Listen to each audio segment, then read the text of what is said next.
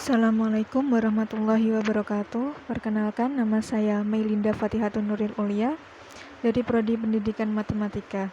Saya akan menjelaskan tentang matematika merupakan alat pemikiran. Matematika merupakan alat pemikiran. Salah satu tujuan utama dari penyelidikan teoritis dalam bidang pengetahuan saya ialah untuk menemukan sudut pandang yang darinya pokok persoalannya menjadi tampak dalam kesederhanaan yang paling tinggi. Menurut Josiah Willard Gibbs 1839 sampai 1903.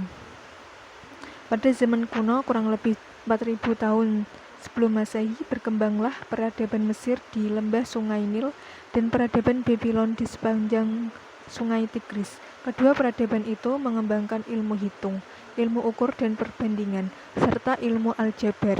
Ilmu-ilmu tersebut merupakan alat pikiran untuk melaksanakan sebagai pekerjaan yang makin rumit, seperti membuat istana, tempat ibadah, piramid, dan bangunan lainnya.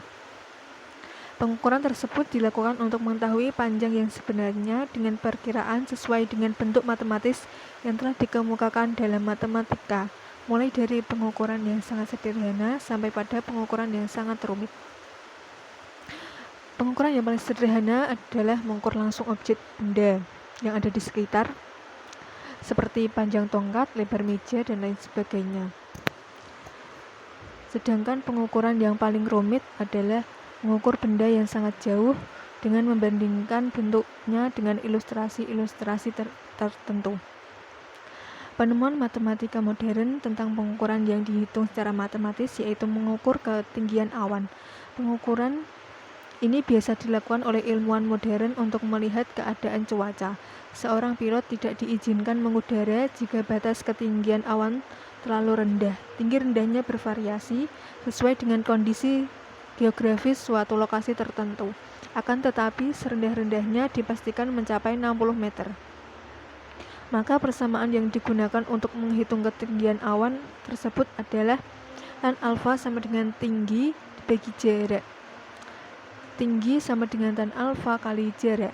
Jika jarak sebenarnya diketahui, maka ketinggian awan yang dihitung adalah tan alfa dikalikan jarak yang telah diukur. Jika yang diketahui jarak dan sudutnya saja, maka untuk menghitung ketinggian dan panjang sisi miring digunakan persamaan berikut. Cos alfa sama dengan jarak per panjang sisi miring. Sin alfa sama dengan tinggi menara per panjang sisi miring. Sebagai contoh adalah posisi seorang peneliti yang sedang berusaha menghitung tinggi menara masjid BC adalah 100 meter, sementara sudut elevasi antara puncak menara dari peneliti adalah 30 derajat. Dengan memanfaatkan data di atas, bagaimanakah cara kita menentukan tinggi menara tersebut? Penyelesaiannya, cos 30 derajat sama dengan tinggi menara per panjang sisi miring. Tinggi menara sama dengan 0,5 kali 115,47 sama dengan 57,74 meter. Diafragma adalah kumpulan piringan tipis yang bervariasi ukuran aperturnya. Apertur adalah lubang lensa yang memberi jalan bagi cahaya untuk masuk ke dalam kamera, suatu bilangan yang digunakan untuk menggambarkan berapa banyaknya cahaya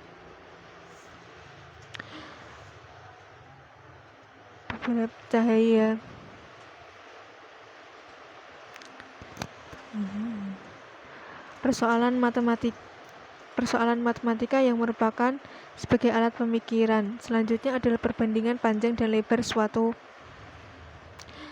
layar bioskop. Perbandingan antara tinggi bayangan yang diproyeksikan dengan lebarnya dikenal sebagai rasio setting. Dalam film-film dulu, rasio tinggi dengan lebarnya itu adalah 3:4. Kemudian rasio ini dikenal dengan sebutan rasio akademik. Sesuai era film bisu, rasio setting yang digunakan 1:1, yaitu layar yang menggunakan bentuk persegi. Berdasarkan pengukuran dan perbandingan yang telah dijelaskan, Di atas, sebagai contoh matematika yang merupakan alat pikiran, kita melihat bahwa peran matematika dengan perhitungannya membuat para pemikir untuk mencari dan menemukan sesuatu kebenaran yang membuat mereka penasaran. Mungkin banyak kalangan menyangka bahwa mengukur kapal di tengah lautan dan mengukur ketinggian awan adalah suatu hal yang mustahil. Tersebut akan menjadi mungkin untuk dilakukan dan diketahui.